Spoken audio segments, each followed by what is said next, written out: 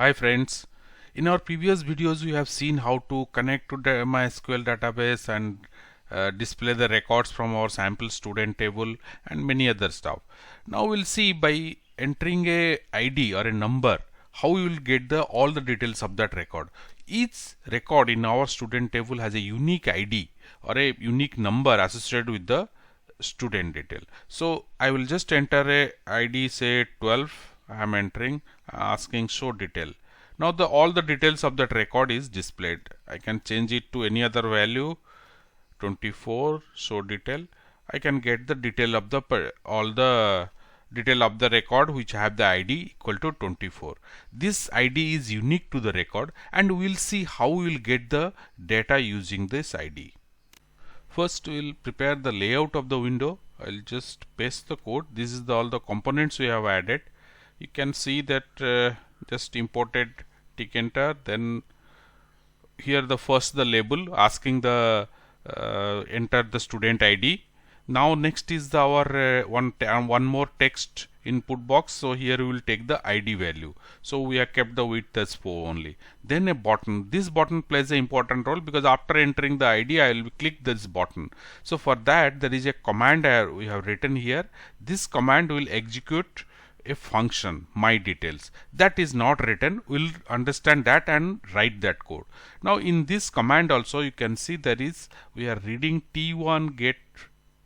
This one, the t1 get function, a get method will pick up the value written inside the text. That is we'll enter the ID there. So that ID will be read and pass it as a parameter to my details. My detail is our function we will be coding.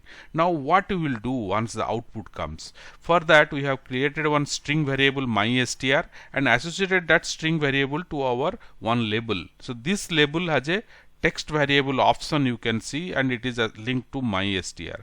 To know what initially where it is placed, we have just set the value to, here you can see mystr, we have set it to output here. So let's see how this window layout works or how it looks. Now this is what, enter the student ID. We'll be entering the ID here. If I click this, it will generate error because I have not programmed the function part of it. So the output will be displayed here. Now we'll go to the function. We'll define our function diff my details. It will take a ID value as a input. So we'll take it there. Now first we'll try and except block. Because why? Because when the user enters any data in our input box, user may enter a string also. So how to, because we have to convert, because by default all our inputs in the input box are string and we want to convert it into an integer. So moment we convert it, it will generate an error because if it is not an integer. So first what we will do, we'll give val or variable integer will use and convert it into integer.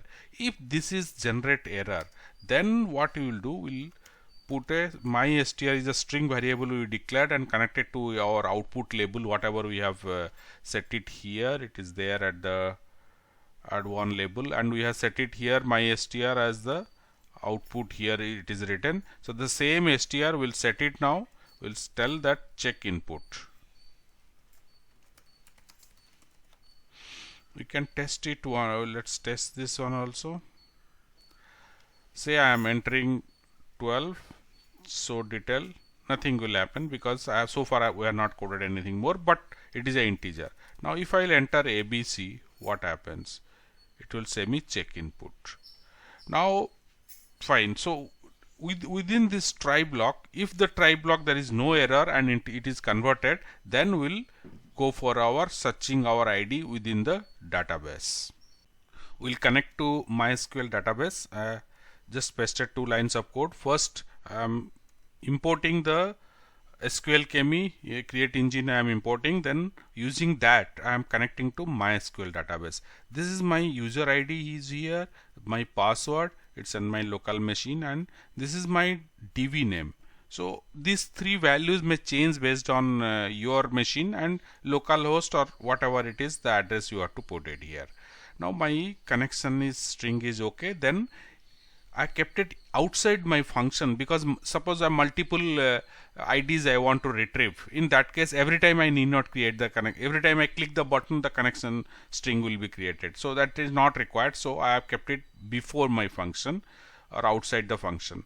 Now inside this try block, I'll create one more try block. Why I am creating that? Because now I'll be searching the database, so there can be another error also. In case of error, we can give a friendly message with the except block. So let's first try one more try block here. So first what you will do, this try will have one except first, otherwise you'll miss that. This is for internal except block. Now okay, in the except block we'll write it that my, again the same my str set will say database error. We can give much exactly the what is the query error. In other tutorial also you have explained, so you can give a better friendly message also. Let's first start with that to keep it simple. So again back to the try. In the try we'll first set the tuple. It is a one variable, you may directly use it, but it is a good practice to use a tuple here. So let's say my data equal to val.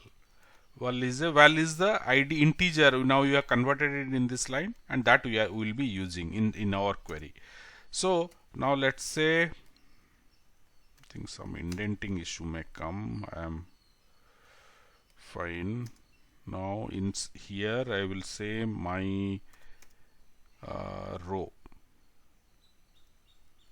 My row is the data what we are getting. My connection is our connection string we are just created at top. So execute. Now I will write the query directly here. You can write it through a variable. So this is not a very long query. Select star from student. Student is my table name. I am calling all the columns. Where, adding a where condition, id equal to, I am passing a parameter here, so I'll give %s. What's a parameterized query? I think we are every time all the database handling we are discussing that. It is that that query and the data we pass it separately, and that is required for the injection attack. You may ask me that when you are ensuring that here it is a integer, then why again we are ensuring that it is the parameter is to be separately? Because if an injection attack is there, then it has to be a string. Yeah, but this is a good practice, though it ensures it here. By practice, make it that always use a parameterized query, so pass variables to the database separately rather than including in the query. So maintain that practice I am doing. Whereas here the chance is here I am eliminating a chance that somebody can inject a string here. So now my connection execute. Now I have to, because I have used a parameter, I have to give the now the tuple. So this parameter, this value, whatever it is, this will be picked up from here because I am assigned this one, and that is nothing but our ID of the student.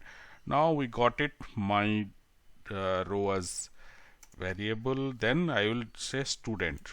I am giving the student because that is what I will be getting from the database now. Now my row, now because we know we will be getting one only, so one row of data, so we'll say fetch one. We have already in other tutorial discussed about what is fetch one, fetch many, all the things we have discussed. So that's all.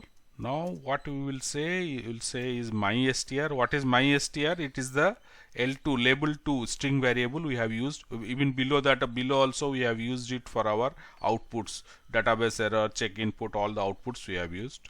Now set student. That's all. This will create the display the student. We have connected it. Let's try once. Fine, I will be entering say 12. So details I am getting. Now let me change it to 25. Anything I can give. What happens if I give a ID which is not there? Let's try that. I know 100 is not there. So let's say it will say none. Okay, because nothing has come. You can, by checking this, you can give a friendly message also. If it is none, then you say that it is no student exist. Or now once again we'll check a string, because I am not supposed to search with that. It will say check input.